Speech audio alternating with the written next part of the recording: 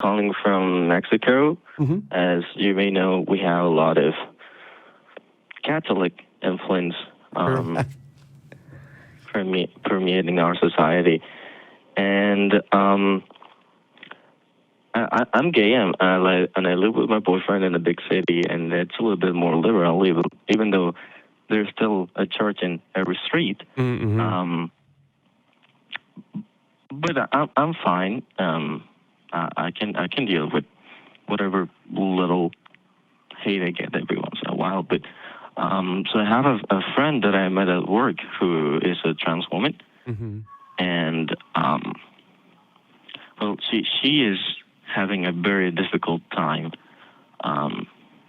just living her life because she gets abused at home, and work is hard for her because she got attached to a specific person, and then that person left her, and she's having trouble getting over it.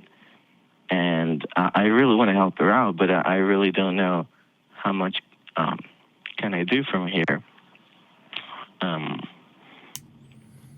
It's just a very difficult situation for her, and she's talked about not wanting to live anymore, and I don't think that she would actually do anything dangerous to herself, but I don't know. I mean, it's not worth being wrong. Yeah. I mean, I appreciate the fact that you're going to know your friend far better than we are, and I'm definitely going to let Darrel address this, but I want to just mention I've had people who I was convinced would never actually commit suicide, that this was a cry for help, and I've been right, and I've also been wrong. And it's never worth being wrong. I'd rather lose a friendship in an attempt to make sure that someone is getting care than maintain a friendship only to have that person no longer be around at all. Yeah, I mean, working with the National Suicide Prevention Line, we definitely remind each other that it's better to be mad and alive than dead and not upset.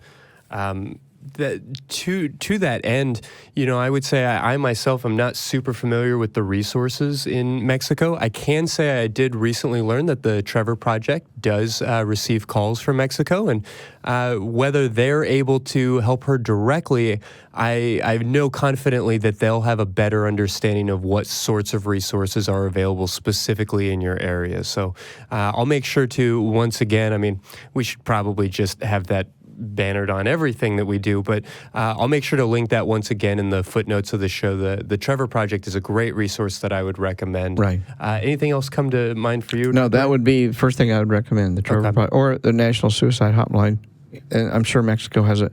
If you have any trouble finding that, you can go to recoverfromreligion.org, hit the chat button, and ask one of our agents to help you find wherever you live. They will help you find the resources. Mm-hmm. That's one of the beautiful things about our resource pages and our connections. We got connections in a lot of countries throughout the world to find those kinds of that are international. And in the interim, just keep being a good friend and let them know that you care about them, that you have concerns, that you're not trying to, take over their life or tell them how to live, but you want them to be a part of your life, right, and you want to help them as best they can. And that way, I don't know that it's possible to overemphasize that, because everybody will do I'm here for you, I'm here for you. And a lot of people will say that and aren't. Sure. And so you need to say that and then make it clear that that's actually the case. And don't be afraid to ask them straight up, are you thinking of hurting yourself? I think that's one of the most important takeaways.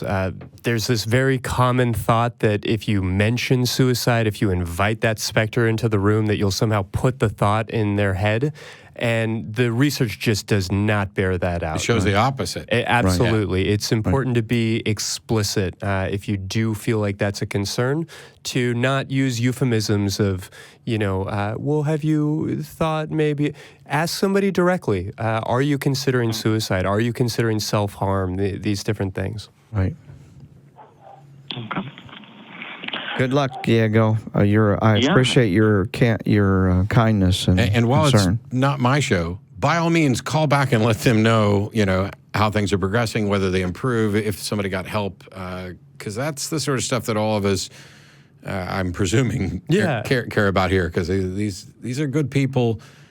I'm talking about these individuals next to me who aren't just here to talk for a minute and then, go on and live your life. We have blessed you with our fountain of knowledge. That's a crock. We want to know that people are okay. Well, and in particular, if there are any resources that turn out to be incredibly useful to her or anything else that you might want to share with us, we would love to hear about that as well so that we can continue to get the word out. So Absolutely. I really appreciate you calling. I hope that we kind of answered as well as we could. I don't know that we were able to offer as much as I think we would hope to, but I think those are some good places to start. I really appreciate it. And just something very quick. She does happen to speak English. Is there? Does the secular therapy project offer? I don't know, like some online support or resources that she may be able to reach? I mean, of course, I would presume that something on the air would be more effective.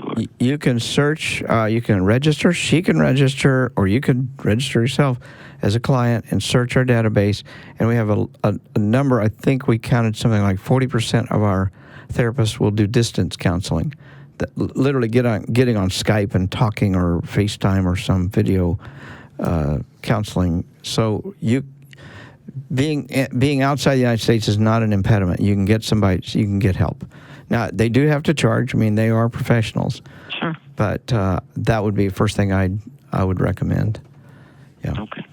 Well, thanks a lot for your guys' time. I hope you can keep on the show. Yeah, absolutely. Good luck, and please let us know if there's anything else that comes up. We're sex at atheist-community.org, and we'd love to hear from you.